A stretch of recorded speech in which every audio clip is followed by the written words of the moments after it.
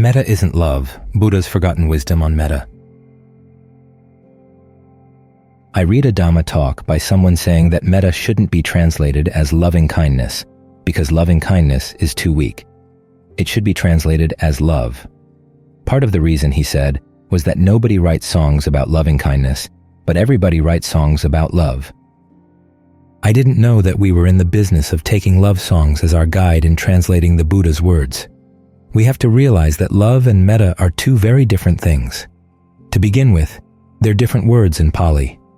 Metta basically means goodwill, wishing for happiness. Love is pema. As the Buddha said, love has its restrictions. To begin with, it's very possessive. You're laying claim to someone, and your love goes only to people you like. If someone mistreats the person you love, you're going to hate that person.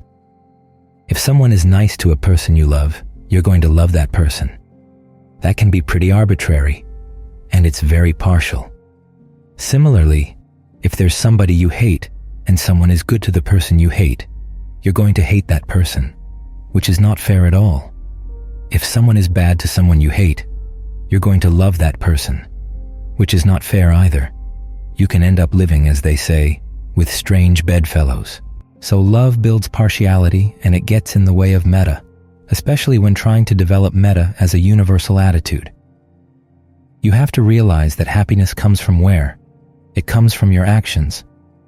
People are going to be happy because of their actions if their actions are skillful. That means that there doesn't have to be only X amount of happiness in the world that you portion out to some people and not to others. Everyone has the capacity to act skillfully, and it's possible to wish that all beings behave skillfully. There's no conflict, there's no hypocrisy in that attitude. At the same time, you're basically renouncing your claims on those people. You realize it's going to be up to them to develop skillful attitudes. It's going to be up to you to develop skillful attitudes in your own mind. You want to make sure that your mind is not partial.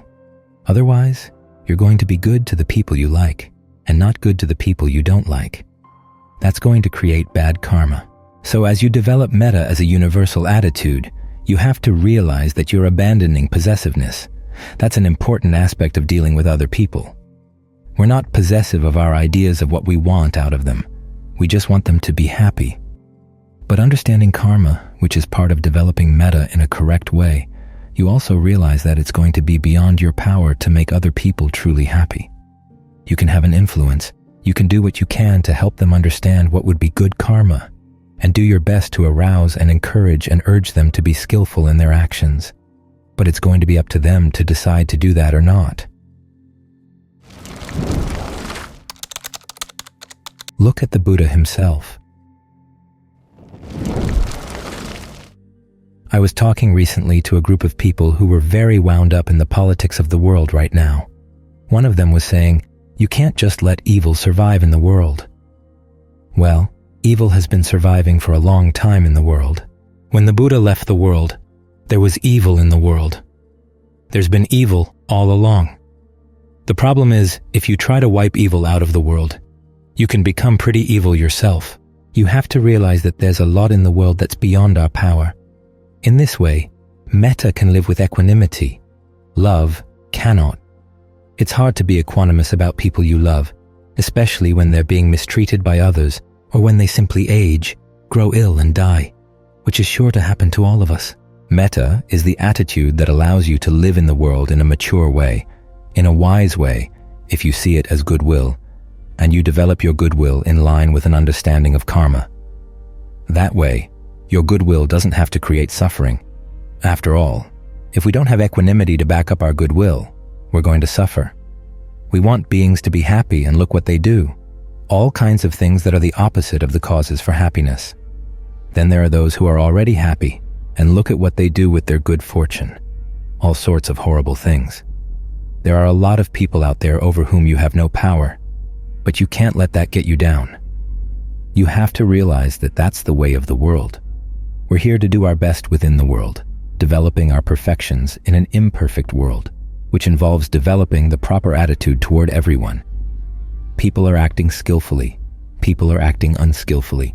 We have to have goodwill for them all. This is why the Buddha talked in so many ways about how we suffer if we hold anyone dear. In other words, if we love them. There's that story in the canon where a man has lost his only little son. He goes to the cemetery every day and cries out, "Where have you gone, my only son? Where have you gone, my only son?" One day, on the way back from the cemetery, he stops off to see the Buddha. The Buddha says, "Where have you come from? You look like someone out of your mind." The man tells him what has happened, and the Buddha replies, "Yes, so much suffering comes from those we love." The man gets offended. He says, "No, happiness comes from those we love." Here he's been suffering every day since the loss of his son, so he is out of his mind. He leaves the Buddha and happens to run across a group of gamblers. He tells them what the Buddha said, and they say, "Oh no, he's wrong. Happiness comes from those we love." The guy decides that he agrees with the gamblers. Of course, that's symbolic. Love is a gamble. This conversation gets to the king, King Pasenadi, who at time was not yet a follower of the Buddha. He calls in his queen, Malika. He knows she's a follower of the Buddha, and he says, "This Buddha of yours, listen to what he said now." Malika says, "Well, if he says it, it must be true." Then he yells at her, "Get out of here. You're not thinking for yourself at all." So she sends a Brahmin to the Buddha to ask him, "What did you mean when you said that?" The Buddha replies by telling stories of people going crazy when a loved one has died.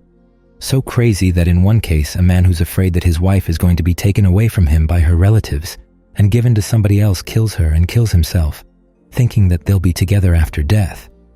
Whatever can get you to do something like that is obviously not a skillful attitude. So the Brahmin goes back to tell the queen what the Buddha said.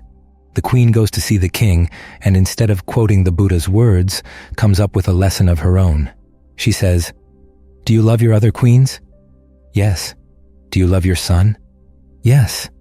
"Do you love me?" "Yes." "If anything happened to any of us, what would that do to you?" He replied, "My very life depends on you. It would have a huge impact on me." She said, "That's what the Buddha meant." Love means setting yourself up for a fall. Goodwill, however, can survive death. It can deal with death, it can deal with separation, all the facts of life. When someone is born, you can have goodwill for them. When they die, you can still have goodwill for them. So that's the attitude you want to develop. Goodwill. When I first came back to the States, I gave my first interviews for a group I was teaching in Orange County. The very first interview was with a woman whose very first question was, "This practice is all about love, right?" I said, "No, it's all about freedom." She seemed shocked by my answer. I was pretty shocked by her question too. But it comes down to that. The Buddha is teaching us to be free, so we should try to avoid getting involved in things that would tie us down. And love is one of them. Of course, there are going to be people that you're close to, but your attitude has to be one of goodwill. Your time together is short, so you want to do what you can to help that other person find happiness inside. It can't be happiness that depends on you, because you're going to have to leave that person. Whatever you can do to help others develop strength inside, that helps you end a relationship when it inevitably ends without any regret.